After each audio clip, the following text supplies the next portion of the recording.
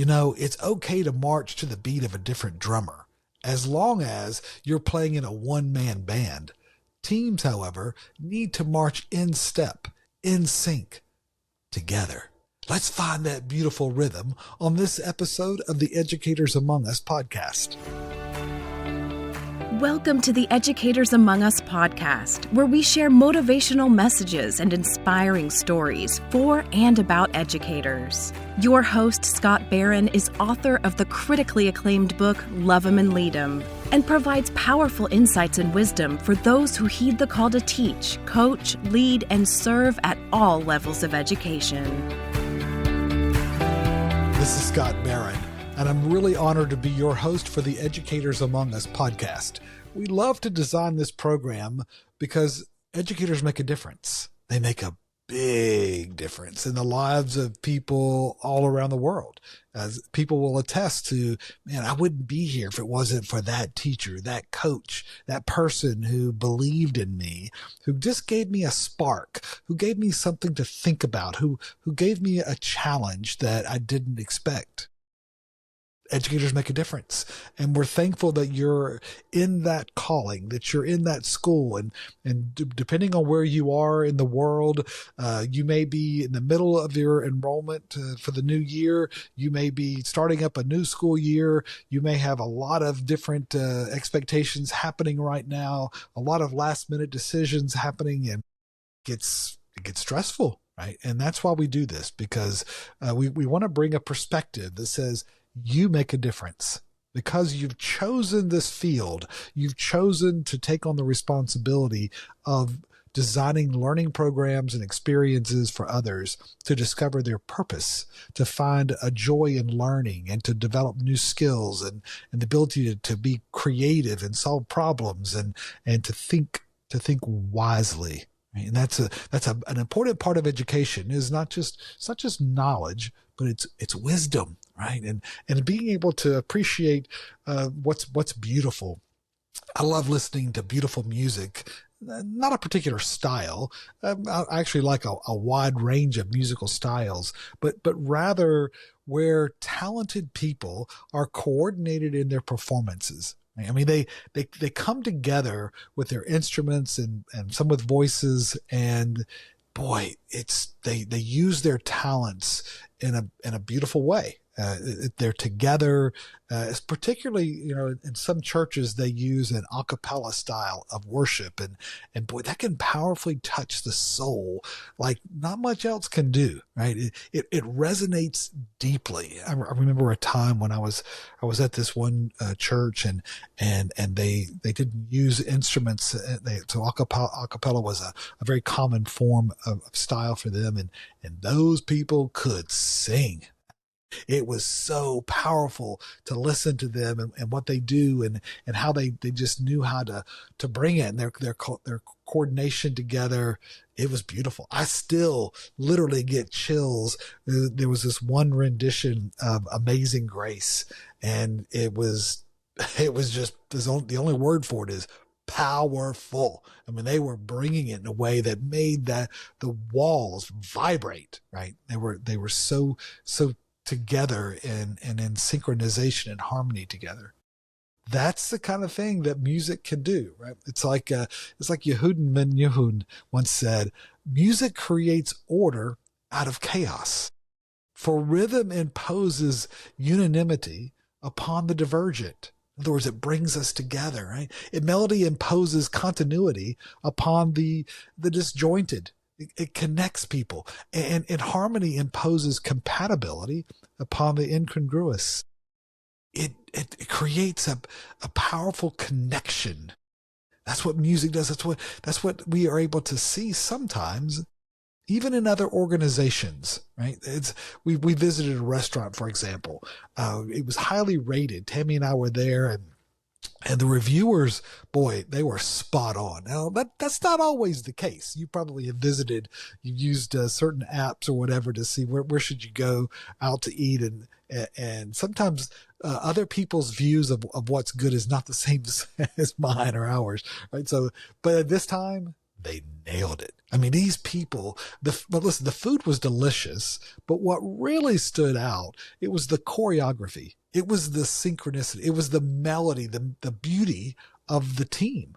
I mean, the choreography of the staff was really remarkable. And we just enjoyed sitting there watching them do their work, right? They were remarkably in sync together. They're working in kind of a steady rhythm that enabled a beautiful performance of the tasks with an obvious satisfaction in the quality of their work. I mean, they actually loved what they were doing. I'm talking about their faces and their tone. It expressed a joy in working together as dishes were cleared, as tables were cleaned, and as the experience was reset for the next guest. Right? I mean, you would think they're just doing a job. They're cleaning up other people's messes, and but for whatever reason, they found a collective beat. They had a rhythm, and seriously, you could see it, you could hear it. It was really just quite an experience. You could literally see and hear it just sitting there and watching them perform, doing way more than just the duties of the tasks. They were just doing something that was beautiful. That's what they were doing. And it wasn't just doing restaurant duties, but it was performing a service with distinct care. And I think that was what really stood out to us as we watched them, was that they actually found joy in the work. They were creating, a beautiful presence, and boy, it really was inspiring to us. It's like Thomas Merton once said, happiness is not a matter of intensity, but of balance, of order, of rhythm, of harmony. Team rhythm, that's hard to fake. It's hard to kind of either you got that rhythm or you don't, right? And it starts with a culture that has a certain attitude, right? You've seen it, maybe. Hopefully you have it, and you have it there at your school, where there's certain phrases in beautiful cultures that would actually be vulgar. They would be things that would be rejected and seen as unacceptable, right? Because authentically devoted schools, devoted to excellence, they have distinct terminology. What you won't hear in an excellent school is, hey, that's not my job. I'm too busy. I got too much going on, right? I do it my way. You don't like it? Too bad, right? I do it my way or the highway, right?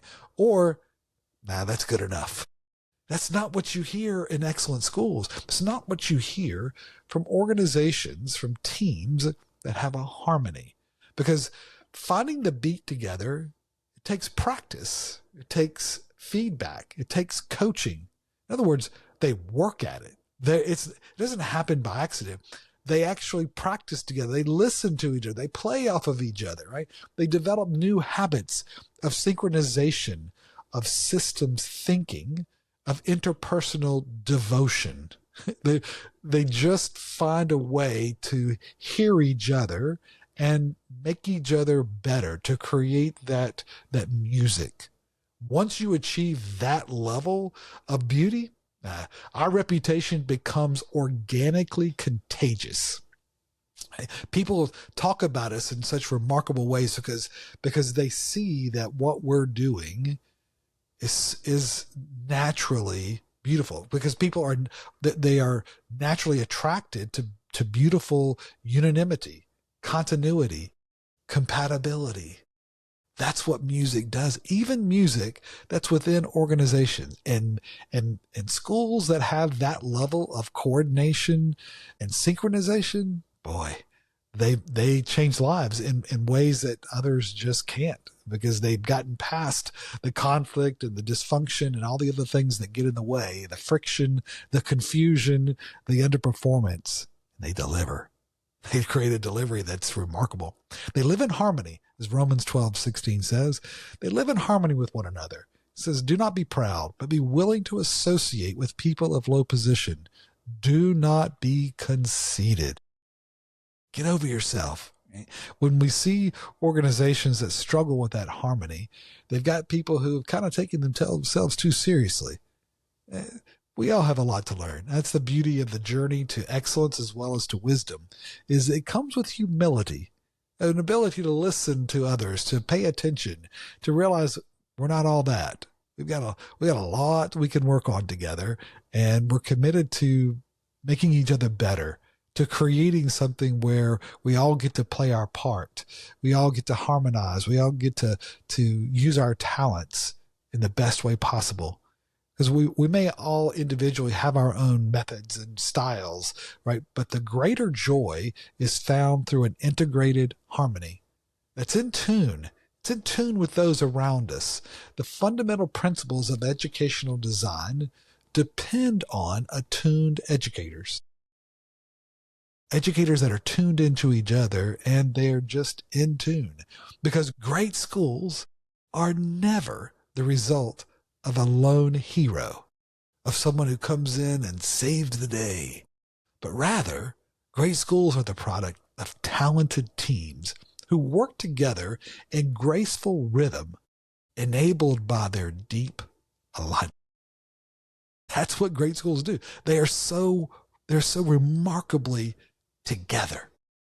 Find that unifying rhythm this week, my friend, to reveal the power of elective oneness, unity that's chosen. Music does that, right? Music allows us to have that remarkable level of unanimity, of continuity, of compatibility. Right? And listen, we can listen to remarkable music, and when we see it, you know it, right? That's the power of it. And sometimes what gets us out of rhythm? What gets in the way? Typically, it's overreaction.